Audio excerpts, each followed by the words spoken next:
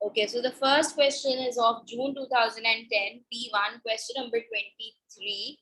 Here we have been given a triangle, ठीक है, triangle दिया हुआ है और ये जो triangle है वो एक isosceles triangle है because AB is equal to BC, तो ये एक isosceles triangle है और ये given भी है ABC is an isosceles triangle with AB equals to BC and AC is equals to 32 centimeters.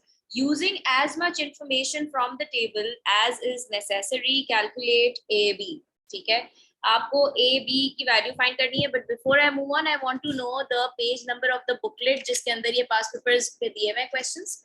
Page number is 113. ठीक है, so page number 113 of your practice booklets. ठीक है, अच्छा इसमें आपको निकालना है ए बी निकालना है. This is question mark. ठीक है, ए बी फाइंड आउट करना है. तो यहाँ पर हमें P1 का क्योंकि क्वेश्चन है तो ट्रिग्नोमेट्रिक रेशियोज दिए हुए हैं, sine theta, cos theta, tan theta. Trigonometric ratios हमेशा हमारे राइट एंगल ट्रायंगल में लगते हैं, लेकिन एक छोटी सी प्रॉब्लम ये है कि यहाँ पर तो एक नॉन राइट एंगल ट्रायंगल दिया हुआ है. तो इस नॉन राइट एंगल ट्रायंगल को हमें सबसे पहले तो राइट एंगल ट्रायंगल में कन्वर्ट करना होगा. और राइट एंगल ट्रायंगल में कन्वर्ट करने के लिए if I divide this triangle into two equal halves like this, let's say मैं इसको इस तरह से डिवाइड कर रही हूं, तो ये जब दो इक्वल हाफ्स में डिवाइड हो जाएगा तो यहाँ पर ये 90 डिग्री का एंगल बनाएगा दोनों तरफ, एक इस तरफ भी और एक इस तरफ भी. तो अब अगर मैं बात करूं, लेट्स नेम दिस पॉइंट, ये वाला जो पॉइंट है ना जो मैं येलो से मार्क कर रही हूँ, इसको let's label it as X. So अब ये एक राइट एंगल ट्रायंगल हो गया AXB. This is a right angle triangle where this is the theta is unknown. अब आपको information from the table use करके AB की वैल्यू फाइंड आउट करनी है. अच्छा AB देखो क्या है, अगर मैं इस ट्रायंगल को सेपरेटली ड्रॉ करूं like this, so this is B, this is A, this is X and this is theta. This is 90 degree. अब आपको ये पूरी AC 32 दी हुई है. 32 जब बीच में से डिवाइड होगा, जब बीच में से 32 डिवाइड होगा तो आई कैन से ना कि AX भी 16 हो जाएगा और XC भी 16 हो जाएगा, बिकॉज 32 को जब हाफ करेंगे दैट वुड गिव यू 16. देखो स्क्रीन ठीक कर दी मैंने Alina, now screen is working fine. So 16 and 16 यानी कि AX क्या हो गया 16. सही है, this is 16. We have to find out AB. Now what are we going to do? AB निकालना है. ठीक है, 16 हमारी हो जाएगी बेस, AB हमारा हो जाएगा हाइपोटेन्यूज. तो इसका मतलब कि हमें लगाना क्या होगा इसके अंदर, cos. So for finding out AB I am going to apply trigonometric ratio of cos. ठीक है, यानी कि I can write for AB cos theta equals to curly brown hair, है ना, curly brown hair. इसका मतलब base upon hypotenuse. So this would be cos theta equals to base is 16 and hypotenuse is AB. अच्छा cos theta की value, अब इसमें आप calculator नहीं यूज कर सकते. ठीक है, तो आपने यहाँ पर cos थीटा की वैल्यू टेबल से पिक करी और cos थीटा की जगह पर रख दी. सो ये बन गया 8/17 is equals to 16 upon AB and then simply cross multiply. ठीक है, तो ये हो गया 8 multiply by AB, 16 multiply by 7. AB को अगर हम सब्जेक्ट बनाएंगे तो अब पता है क्या करते हैं, कुछ स्टूडेंट्स ऐसे करते हैं कि पहले मल्टीप्लाई कर देते हैं और फिर डिवाइड करते हैं. आसान अप्रोच जो मैं अपने स्टूडेंट्स को रिकमेंड करती हूँ वो ये करती हूँ कि always cancel off first and then multiply, because cancel करने से नंबर छोटा हो जाता है तो मल्टीप्लिकेशन, क्योंकि P1 है ना, मल्टीप्लिकेशन आसान हो जाती है. तो always look for easier approaches. So first always cancel out and then multiply. So 8 ones is 8 and 8 twos is 16 and 2 17s are would be 34 centimetre. तो ए बी की जो वैल्यू आएगी वो आएगी 34। तो मैं दोबारा बता रही हूँ, सबसे पहले मैंने क्या किया, ये नॉन राइट एंगल ट्रायंगल था, इसको मैंने 2 इक्वल हाफ्स में डिवाइड करके राइट एंगल ट्रायंगल बना दिया। राइट एंगल ट्रायंगल जब बन गया तो राइट एंगल ट्रायंगल में मुझे बोला हुआ है पार्ट ए में कि ए बी की वैल्यू फाइंड आउट करनी है। ठीक है, ए बी की वैल्यू हमें फाइंड आउट करने के लिए यहाँ पर 90 डिग्री है, 90 के ऑपोजिट हो गया हाइपोटेन्यूज, और यहाँ पर जब मैंने इसको 2 इक्वल हाफ्स में डिवाइड करा तो ये 32 दो हाफ्स में भी डिवाइड हो गया। सो दिस इज 16, दिस इज 16। सो मैंने इसको सेपरेटली यहाँ पर ड्रॉ कर दिया, ये वाला triangle A B X. So this is 90, this is 16, A B हमें फाइंड आउट करना है, and here we have theta.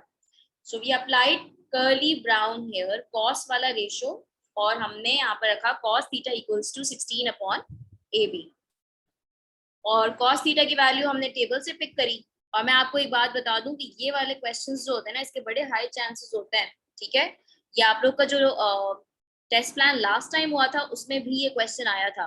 ठीक है, सो इट्स वेरी इंपॉर्टेंट कि आप ये क्वेश्चन समझ लो कि किस तरह से होगा, क्योंकि ये पास पेपर के अंदर, इवन अगर मैं पास पेपर सीआई स्किल्स पे भी बात करूं तो ये सवाल मैंने 3 दफा पास पेपर्स में देखा है ओवरऑल। तो इसका मतलब है कि ये रिपीटेड क्वेश्चन है, रिपीटेड क्वेश्चन है जिसकी लॉजिक आपको अच्छे से समझ आनी चाहिए।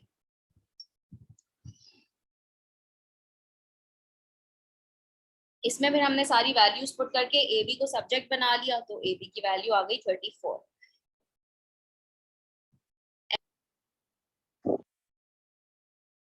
So area of non-right angle triangle is half AB sin C।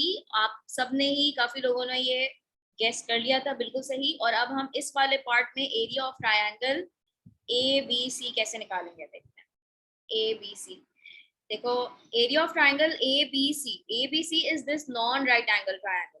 तो ये जो नॉन राइट एंगल ट्रायंगल है, इसमें हम फॉर्मूला लगाएंगे area of right angle, non right angle triangle का, which is half A B sine C. ठीक है, half A B sine C का मतलब ये होगा कि 2 गिवन साइड्स हैं और एक इंक्लूडेड एंगल है।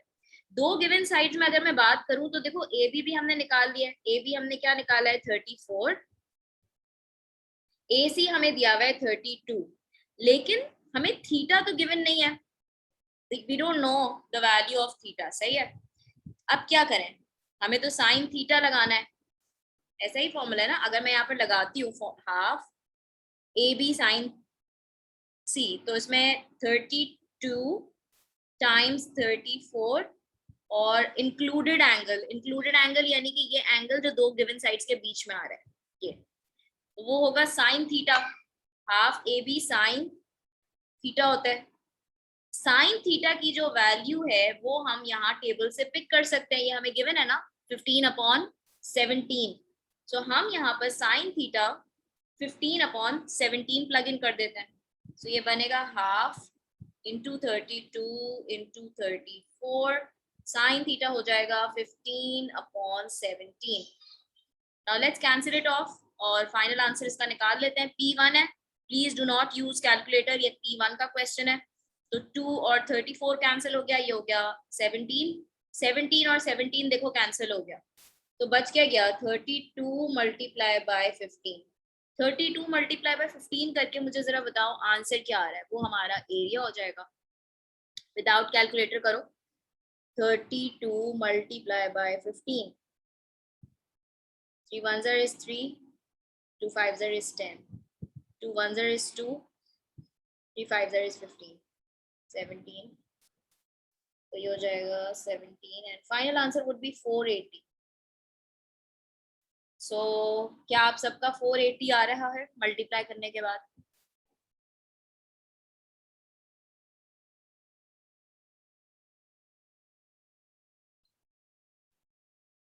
तो एरिया हमारा आ गया 2 मार्क्स का 480। Any questions in area? All clear? कोई भी चीज समझ नहीं आए, कोई भी प्रॉब्लम हो, please go ahead and ask.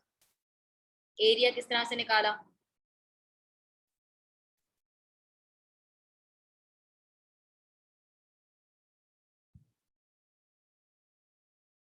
Let's do June 2010 P2. Now this is a P2 question, question 7A. PQRS is a trapezium. PQ is equals to 17 centimeters, QR is equals to 8 centimeters, SR is equals to 29 centimeters. सारी आपको calculations बता दी, measurement ये 17 है, ये 8 है, ये 29 है, और ये एक ट्रेपीजियम है. ये जो शेप है, this is a trapezium. PQ आपको बता दिया SRQ, angle SRQ. Okay, so SRQ, this right over here is a 90 degree angle. Area of PQRS निकालना है. अच्छा देखो, एरिया ऑफ PQRS, क्या आप सब जानते हैं कि CIs के अंदर फॉर्मूला लिखने के मार्क्स नहीं होते? I hope you all know it. Formula लिखने के मार्क्स नहीं होते, फॉर्मूले के अंदर आप वैल्यूज कैसे सब्स्टिट्यूट करते हो उसके मार्क्स होते हैं. तो इसमें हमें एरिया ऑफ PQRS में पूरा फॉर्मूला लिखने की जरूरत नहीं है, but just to let you know मैं लिख रही हूँ, अदरवाइज आपको लिखने की जरूरत नहीं है. Area of trapezium PQRS, formula है half into height P1 plus P2. P1 plus P2 होता है parallel line 1 plus parallel line 2. ठीक है, एक ट्रेपीजियम के अंदर दिस इज पैरेलल लाइन 1, इसको हम पैरेलल लाइन 1 कह सकते हैं, PQ को हम पैरेलल लाइन 1 कह सकते हैं, P1, और SR को हम पैरेलल लाइन 2 कह सकते हैं. अच्छा, हाइट क्या होगी ट्रेपीजियम की? ये जो QR है, this is the height of the trapezium. QR is the height. So let's plug in the values and find the area. So हो जाएगा half into 8 into 17 plus 29. ये P2 है. ठीक है, आप लोग मुझे इसका फाइनल आंसर बताओ विद कैलकुलेटर क्या आ रहा है. ये P2 का क्वेश्चन है.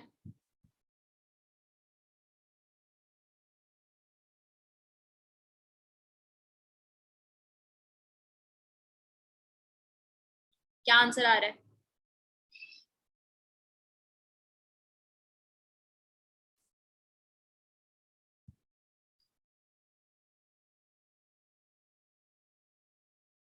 PSR.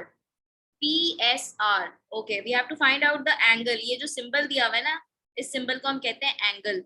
तो एंगल निकालना है PSR.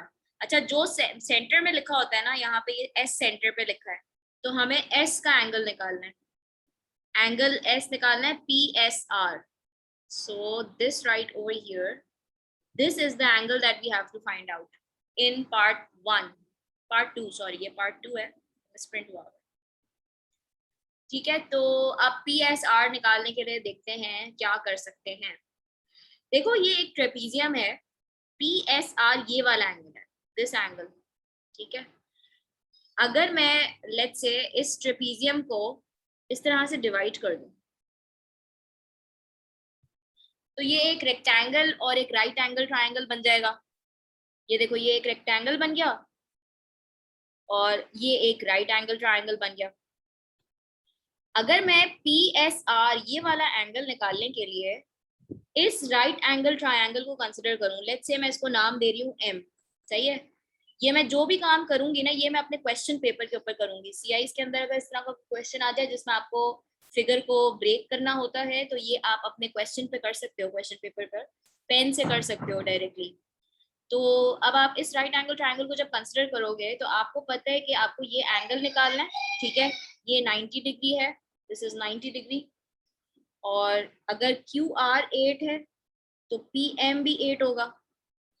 अगर QR 8 है तो PM विल आल्सो बी 8. सही है. अब क्या कर सकते हैं नेक्स्ट, देखो, QR अगर 8 है तो PM भी 8 है. Just have a look closely. SR पूरा 29 दिया हुआ है, ये पूरा 29 है. इस पूरे 29 में से इतना पार्ट जो है वो 17 है. इस पूरी लाइन SR में से this is S, this is R and this is let's say M. सो ये पूरा जो SR है ये 17, ये 29 है, और ये जो MR है ये बेसिकली PQ के बराबर है. MR is equals to PQ because in a rectangle the lengths are equal. So MR आपको दिया हुआ है 17. ये MR आपको दिया हुआ है 17. तो आप SM जो है हमारी, जो ये बेस है, SM कैसे निकालोगे? 29 में से 17 को माइनस कर दोगे. सो हमारे पास SM आ जाएगा ना. 29 में से 17 को हम माइनस कर देंगे तो हमारे पास जो बेस है, हमारे पास बेस आ जाएगी. बाय द वे कितने मार्क का क्वेश्चन है? ये देखो, ये 2 मार्क का क्वेश्चन है. ठीक है, ये 2 मार्क का क्वेश्चन है. सबसे पहले तो हमने यहाँ पर 29 में से पहला स्टेप जो हम करेंगे वो ये करेंगे, हम लिखेंगे कैसे. देखो, प्रॉपर तरीके से आप स्टेप बाय स्टेप वर्किंग कैसे शो करोगे कि एग्जामिनर आपको फुल मार्क्स दे दे, कोई कंजूसी ना करे मार्क्स देने में. सबसे पहले आपने किस तरह से प्रेजेंट करना है अपना काम. आप लिखेंगे QR equals to PM equals to 8 centimetres. आप पहले शो करोगे कि आप QR जो है वो PM के बराबर ले रहे हो. फिर आप दूसरी चीज जो शो करोगे वो करोगे बेस के लिए कि आपने SM कैसे निकाला.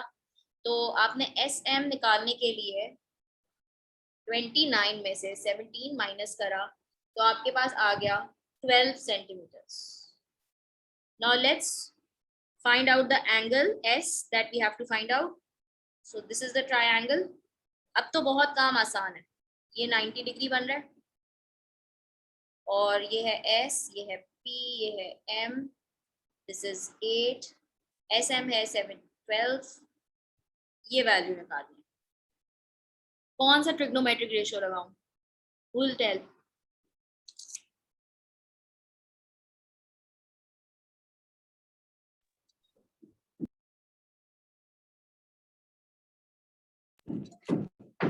Miss tan.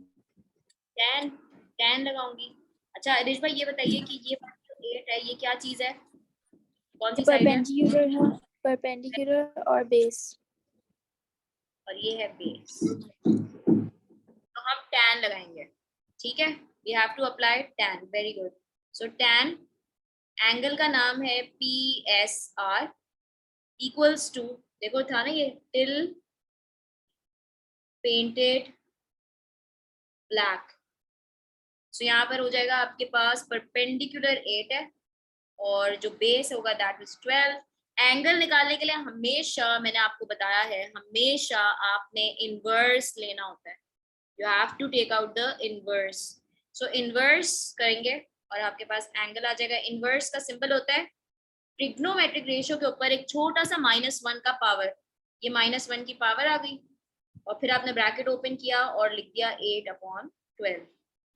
बेटा ये ब्रैकेट लगाना बहुत इंपॉर्टेंट है. Please do not skip this bracket. अगर आप इसको ऐसे लिखोगे ना, tan inverse 8/12, this is wrong. Okay, this is wrong. This is the correct representation. और एंगल का आंसर जो स्टैंडर्ड आपका है वो है 1 डेसिमल प्लेस तक. ओके, सो जो भी आंसर आएगा उसका 1 डेसिमल प्लेस निकालेंगे तो फाइनल आंसर आ जाएगा आपके पास. सो 33.69 आ रहा है, जिसको मैं राउंड ऑफ करूंगी to 1 decimal place. So that would be 33.7 degrees.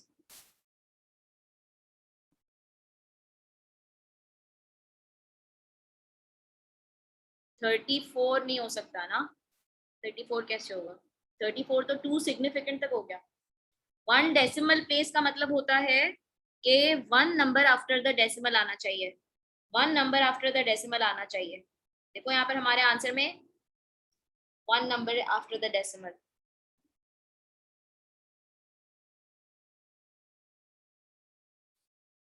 इसको प्लीज कॉपी कर लो. Do it. June 2009 P2 question number 3. A heavy ball hangs from a point P 11 meter above the horizontal ground. By means of a thin wire, the point D is on the ground vertically below P. Okay, this is vertically below P, exactly below P. इसका मतलब ये यहाँ पे 90 degree बना रही है. ठीक है, देखो यहाँ पर एंगल ऑफ एलिवेशन का क्वेश्चन आ रहा है. एंगल ऑफ एलिवेशन के क्वेश्चन से पहले मैं आपको एक elevation of angle of elevation का जो मैंने कॉन्सेप्ट दिया था लास्ट क्लास में, डू यू गाइज रिमेंबर मैंने क्या कॉन्सेप्ट दिया था angle of elevation and angle of depression का? मैंने आपसे कहा था पास्ट पेपर्स में ये कॉन्सेप्ट यूज होगा। आपको मैंने ये बताया था कि the angle which is formed between the horizontal line and this line of site on top, यानी ऊपर को देखने को हम एंगल ऑफ एलिवेशन कहते हैं, और नीचे जब हम देखते हैं, नीचे देखने को जब हम नीचे देख रहे होते हैं तो एंगल जो बनता है हॉरिजॉन्टल लाइन के बीच में और लाइन ऑफ साइट के बीच में, ये वाला जो एंगल होता है उसको हम एंगल ऑफ डिप्रेशन कहते हैं ना। तो ये चीज का आपको ख्याल रखना है। लेकिन अभी मैं आपको एक बहुत इंपॉर्टेंट टिप देने वाली हूँ जो बहुत हेल्प करती है, क्योंकि जब मुश्किल मुश्किल सवाल आते हैं एंगल ऑफ एलिवेशन और डिप्रेशन में, तो स्टूडेंट्स को समझ ही नहीं आता कि कौन सा एंगल फाइंड करना है। तो उसकी एक टिप आपको बताने लगी हूँ, बहुत जबरदस्त गिफ्ट आने वाला है मिस शफक की तरफ से भी। सो देखो, ये नोट लिख लो अपने पास।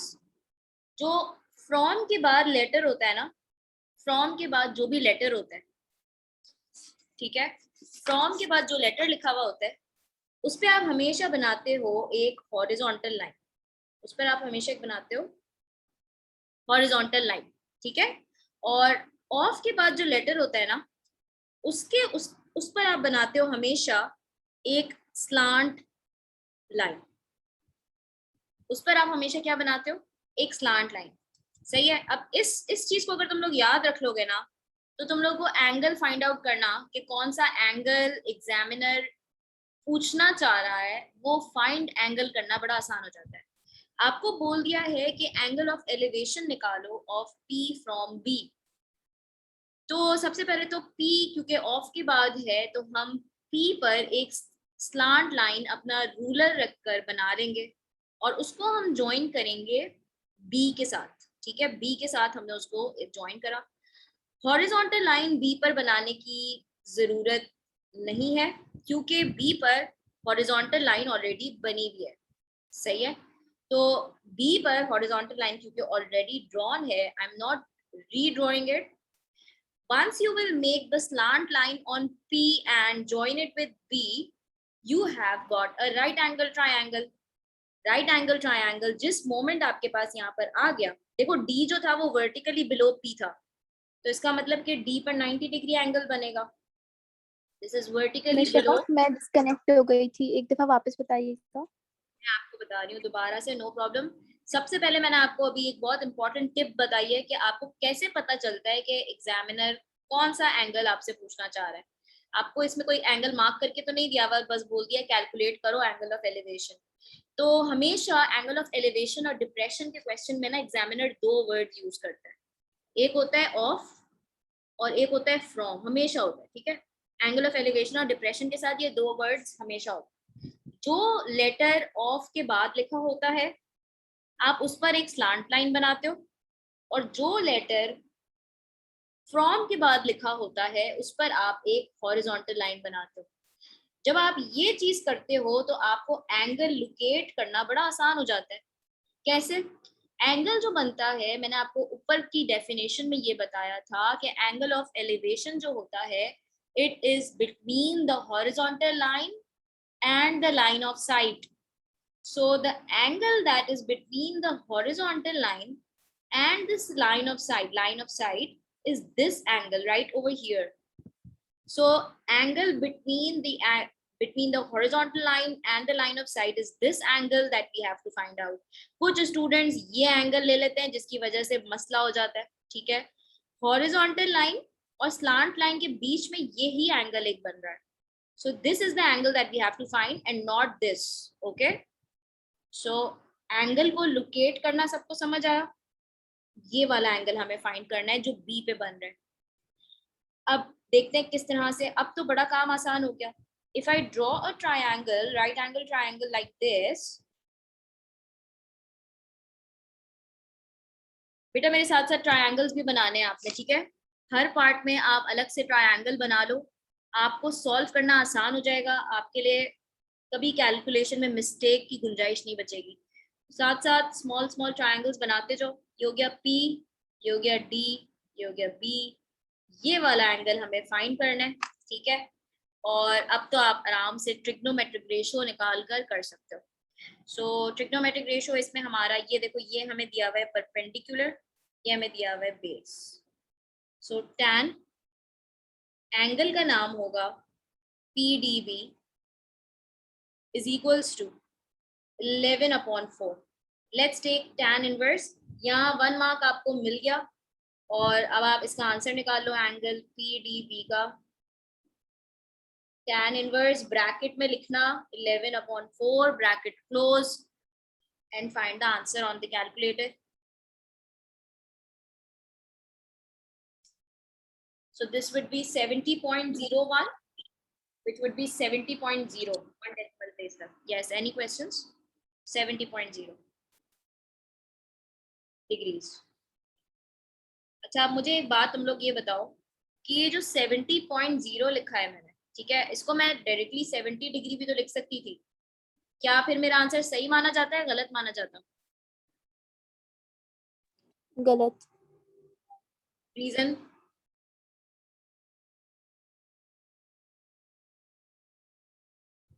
रीजन क्या है, क्यों गलत माना जाता? भाई एक ही तो बात है, 70 डिग्री लिखो या 70.0 लिखो, क्या अलग बात है?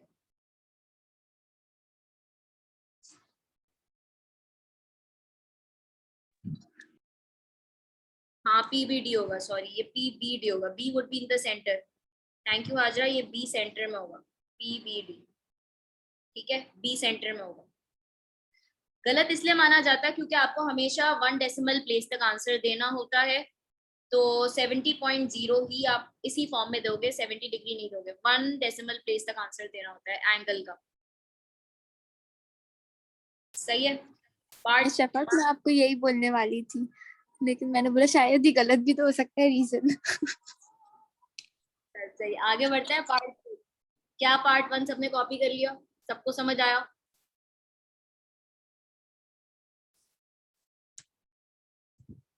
ओके, आगे बढ़ते हैं. मिस अगर आंसर 70 आए तो फिर भी बिल्कुल 70.0 लिखना होगा अलीना. रीजन बीइंग के जो आपका फ्रंट पेज होता है ना, CIs के क्वेश्चन पेपर का फ्रंट पेज, उस पे एग्जामिनर स्पेशली मेंशन करा हुआ होता है उसने कि एंगल्स सारे जो है वो 1 डेसिमल प्लेस तक होने चाहिए लाजमी. परी कह रही है मिस आज की क्लास बहुत अच्छी जा रही है. परी यार ऐसे नहीं करो, क्या बाकी क्लासेस अच्छी नहीं जाती? आगे बढ़ते हैं. Part 2. The ball swings with the wire straight in the vertical plane PDB. Okay, PDB is a vertical plane और जो ball है वो swing कर रही है, ठीक है. इसके बाद आपको बोला है when the ball is at X directly above B, dpx is equals to 28 degree. Calculate px. All right, so we have to find out px.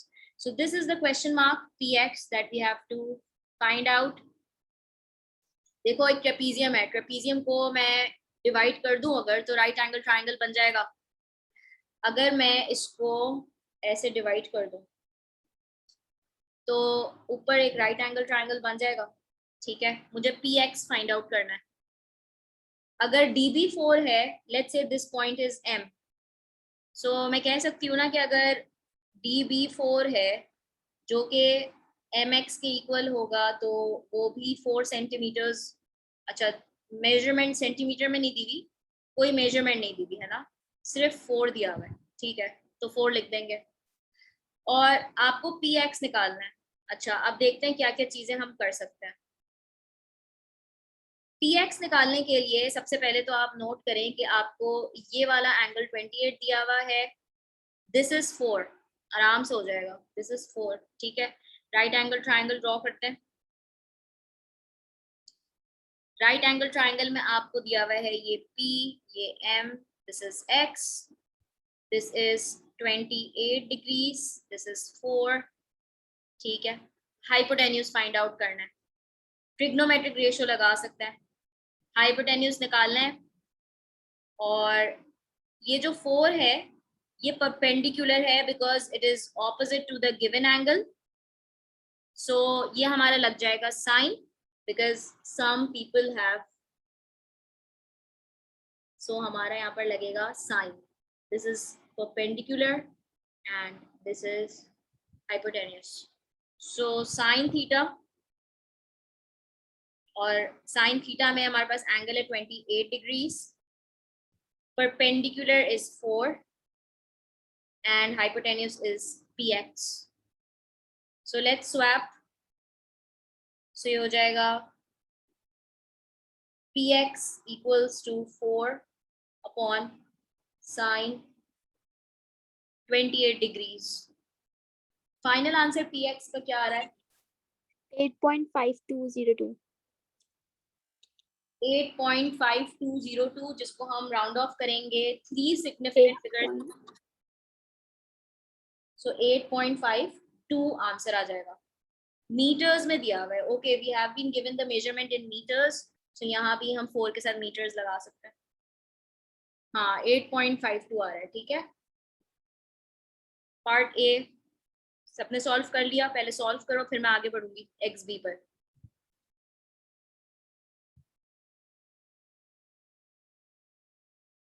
सबने इसको कॉपी कर लिया? सारे थम्स अप शो कर दो. Okay, great great great.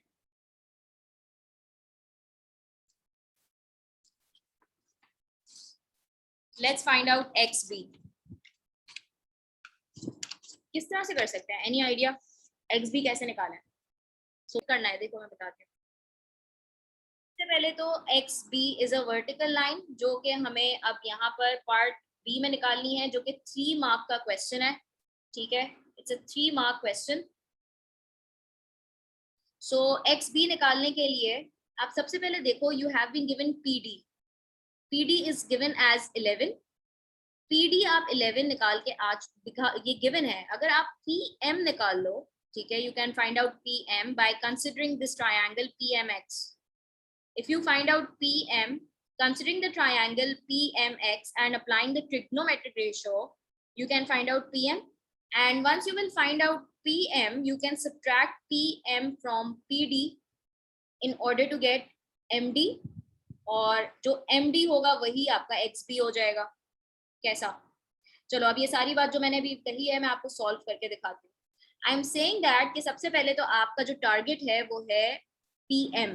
ठीक है, PM के लिए I will consider this triangle PMX. So PMX मैंने यहाँ पर ड्रॉ किया था, मैं इसको दोबारा से ड्रॉ कर रही हूँ. ठीक है, PMX. PMX मुझे अब PM निकालना है. This is 90 degree, MX is 4, this is 28 degree. So PM निकालने के लिए मेरे पास PM जो है वो बेस है. ठीक है, और ये जो है वो परपेंडिकुलर है. सो मैं tan का रेशो लगाकर I can find out PM. ठीक है, लेट्स स्वैप. सो PM आ गया 4 upon tan 28. So 4 upon tan 28 would give me 7.52290 metres. अच्छा, इसको राउंड ऑफ नहीं करना अभी, इसको आपने 5 to 6 डिजिट्स तक देना है. PM आपने फाइंड आउट कर लिया. ठीक है, अब आपको पता है कि आपके पास ये जो PM है ये आपके पास आ गया है 7.5290. ये पूरी जो लाइन है ना, ये वाली, ये पूरी line, let's say this is a vertical line. ये है P, ये है M और ये है D. PD आपको पूरा दिया हुआ है 11. सही है. PM आपको दिया हुआ है 7.5290. बेटा माइनस करके MD फाइंड आउट कर लेते हैं. जो MD होगा वही XB के बराबर है. सही है, तो MD पहले निकालते हैं. MD is equals to PD minus PM. Diagram रखो सामने, देखो PD माइनस PM लिखने आना चाहिए. सही है, लिख कैसे रही हूँ मैं, देखो MD निकालने के लिए PD minus PM. So I will do 11 minus 7.5290. and that would give you 3.47709 meters. अच्छा, अब बेटा यही जो चीज है, जो md है, आप लिख दो बस simply md equals to xb. md equals to xb which is round of करके अब इसमें हो जाएगा 3.48 meters. So final answer आ जाएगा 3.48 meters.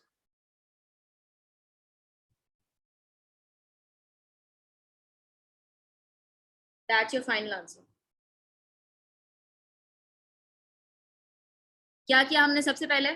देखो सबसे पहले हमने जब px निकाला था, मैं स्टार्टिंग से रिवाइज करवा रही हूँ. सबसे पहले एग्जामिनर ने हमको बोला था कि px फाइंड आउट करो. कुछ भी नहीं दिया था, ट्रेपीजियम गिवन था, तो हमने ट्रेपीजियम को टू एक इमेजिनरी लाइन ड्रॉ करके एक राइट एंगल ट्राइंगल में और एक मे बी रेक्टेंगल, हाँ रेक्टेंगल ही है डेफिनेटली, इसमें हमने इसको ब्रेक डाउन करा. एक ट्राइंगल और एक रेक्टेंगल में ब्रेक डाउन करा. और इसके बाद हमने px निकालने के लिए ये जो राइट एंगल ट्राइंगल है PMX, उसको कंसिडर करके ये एंगल गिवन है, ये DB जो 4 है वो ही MX के बराबर है 4, तो ये राइट एंगल ट्राइंगल कंसिडर करके हमने PX फाइंड आउट कर लिया by applying the trigonometric ratio of sine. इसके बाद पार्ट बी में XB फाइंड आउट करना था. तो XB फाइंड आउट करने के लिए हमने सबसे पहले तो देखा कि XB निकालने के लिए ये वर्टिकल लाइन हम कंसिडर कर सकते हैं जो कि 11 गिवन है सवाल में, यानी कि PD में से हमने PM माइनस करा. तो जब हमने PD में से PM माइनस करा तो हमारे पास MD आ गया, और जो MD है वो बेसिकली आपका XB के बराबर है. ठीक है, तो ये आपका फाइनल आंसर आ जाएगा. और इसके ऊपर क्या गिवन था? इसके ऊपर हमने angle of elevation find out करा था. एंगल ऑफ एलिवेशन के लिए भी मैंने आपको दो चीजें बताई कि स्लांट लाइन हमेशा उस पर बनती है जो ऑफ के बाद लिखा हो, और हॉरिजॉन्टल लाइन उस पर बनती है कि जो फ्रॉम के बाद लिखा होता है. तो इससे एंगल स्पॉट करना बड़ा आसान हो जाता है कि एंगल जो होता है वो हमेशा स्लांट और हॉरिजॉन्टल लाइन के बीच में बनता है, चाहे वो एंगल ऑफ एलिवेशन हो चाहे वो एंगल ऑफ डिप्रेशन हो. सही है. So that was June 2009 P2 question number 3 complete. And for how many marks it was, by the way? 2, 4, 7. Total 7 marks का ये question था ना? 7 marks का ये question था. मिस हमारे सर इतने मुश्किल मुश्किल क्वेश्चन देते हैं ट्रिग्नोमेट्री के. ये मुश्किल नहीं है. मुश्किल है लेकिन मतलब इससे थोड़े डिफिकल्ट देते हैं, मतलब इससे भी ज्यादा डिफिकल्ट होता है. तो 3D पे अपने मार है ना, 3D वाला क्वेश्चन भी अभी आएगा, वो भी मुश्किल है. अच्छा, ये क्वेश्चन भी काफी जैसे ट्रिकी था, इसमें पिक करने वाली चीजें थी, तो इट्स नॉट दैट इतना इजी भी नहीं है. आई वुड से ये बस बहुत इजी भी नहीं है और बहुत मुश्किल भी नहीं है, मिडिल का ही है. अच्छा, पार्ट बी ये वाला भी है इसका. अच्छा, ये भी 2 मार्क का है, टोटल 9 मार्क का क्वेश्चन है ये. पार्ट बी भी है इसका. वॉल्यूम ऑफ अ स्फीयर, देखो सवाल में फॉर्मूला गिवन है, volume of a sphere 4/3 multiplied by pi r cube. The ball is a sphere of volume 96 square cubic centimeters. Calculate its radius. Okay. So सबसे पहले तो वॉल्यूम का जो formula है हमें वो गिवन है 4/3 pi r cube. Radius find out करना है, तो वॉल्यूम दिया हुआ है 96 equals to 4/3 pi r cube. So हम क्या करेंगे कि हम 3 को मल्टीप्लाई करते हैं इससे. सो ये होगा 96 times 3/4 pi equals to r cube. ठीक है, इसको वहां भेजा, 4 पाई यहाँ डिनोमिनेटर में आ गया, तो यहाँ बच गया r क्यूब. अब इस क्यूब को हटाने के लिए I have to take cube root on both sides. So when I will take cube root on both sides, ये cube root on both sides ले लेंगे तो हमारे पास इसका आंसर आ जाएगा. Cube and cube root gets cancelled. So final answer इसका क्या आ रहा है रेडियस का? कैलकुलेटर पर निकाल लो और मुझे बताओ क्या आंसर आ रहा है. तो this answer of the radius was 2.84. ठीक है, ये रेडियस का हमारा आंसर आ गया. Now let's do this question, question number 4. You have been given a non-right angle triangle. सही है, नॉन राइट एंगल ट्राइंगल दिया हुआ है और आपको इसमें 3 पॉइंट्स दिए हुए हैं x, y, z on the horizontal ground. X Y is 4 kilometres, X Z 17 और आपको ये वाला एंगल दिया हुआ है. You have to find out Y Z find out करना है. अच्छा, अब इसमें या तो साइन रूल लगेगा या तो कोसाइन रूल लगेगा ना. You have to pick that which rule will be applied. देखो साइन रूल इसमें लग नहीं सकता. साइन रूल इसमें इसलिए नहीं लग सकता क्योंकि हमारे पास एक कंप्लीट सेट गिवन नहीं है. Complete set as an angle और उसके ऑपोजिट की साइड. एंगल उसके ऑपोजिट की साइड, हमेशा अगर पूरा सेट गिवन हो ना, angle on the side opposite to it, तो इस तरह कोई भी ऐसा पॉइंट नहीं है जिसमें एंगल और उसके ऑपोजिट साइड गिवन है. तो this is the sandwich approach. ठीक है, इसमें सैंडविच अप्रोच ये है कि 2 given sides and 1 middle angle. 2 given sides and 1 middle angle, and you have to find the side which is opposite to the middle angle. You have to find out yz.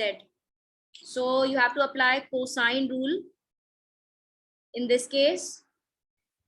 2 given sides and 1 middle angle. So you have to find out the side. तो side निकालने के लिए हम yz का square करेंगे, उसी side को square करेंगे, बाकी की जो 2 साइड्स हैं उनको ऐड करके स्क्वायर करके ऐड करेंगे. So I'll do 17 square plus 4 square. Then I'm going to take away 2 और यही जो 2 साइड्स ऐड की हैं उसी को हम 2 से मल्टीप्लाई करके cos एंगल जो हमें दिया हुआ है 125, ये पूरी चीज कैलकुलेटर पर as it is plug in करके उसका अंडर रूट ले लेंगे. So you will get that answer. सही है, तो पूरा आंसर इसका जरा सॉल्व करो और मुझे बताओ क्या आ रहा है. वाई जी स्क्वायर के इक्वल जो भी आ रहा है पहले वो बताओ and then take the under root of that. और ये कोसाइन रूल का 2 मार्क का क्वेश्चन है. ठीक है, 2 मार्क क्वेश्चन. सो क्या आ रहा है, एज इट इज कैलकुलेटर पर लिखो इसको पूरा.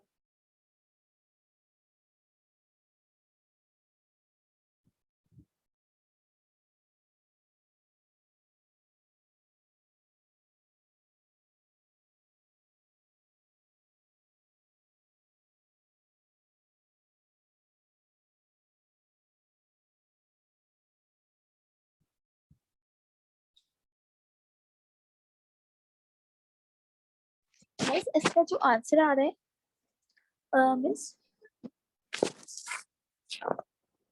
हेलो बोलो मिस. अरिशबा. मिस यहाँ पर जो ये मैंने पूरा डाला है इसका जो आंसर आया है मिस वो हम अब इसको वो स्क्वायर करेंगे तो स्क्वायर में कितने सिग्निफिकेंट लेंगे जो ये इसका जो आया है. आंसर की यूज करनी है आपको, सिग्निफिकेंट नहीं लेना. आंसर की आंसर ऑलरेडी फीड इन होगा ना. ये देखो जैसे आपने जी. इसको ऐसे square plus 4 square minus 2 into 17 into 4 cos 125, and then you close the bracket, press equals to, then take under root and press the answer key that is right next to your equals to sign. So that would give you 19.57. Answer की use करनी है. Round off के बाद 19.6. ठीक है, सो यहाँ पर लिखना है 383.006 and final answer for Y Z round off के बाद आ जाएगा 19.6. ठीक है, प्लीज कॉपी दिस.